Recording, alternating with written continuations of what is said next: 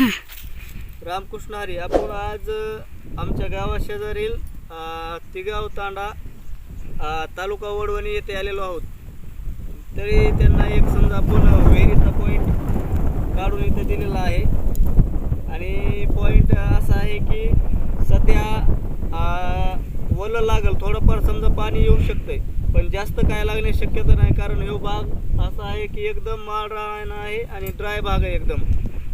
त्यामुळं पण सीझनला भरपूर पाणी देऊ शकतो हा पॉईंट.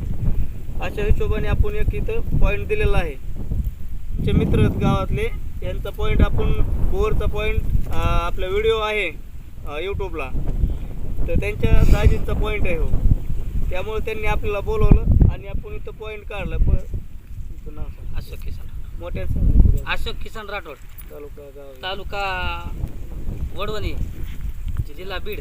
हो, चालतंय. बाकीचा पुढचा व्हिडिओ आपण आता विहीर कधी होईल सर? हिर आता एक 15 दिवसात हिर. हां, एक 15 दिवसाच्या नंतर आपली विहीर चालू होईल. त्याचा व्हिडिओ आपण टाकू. रामकृष्ण हरी.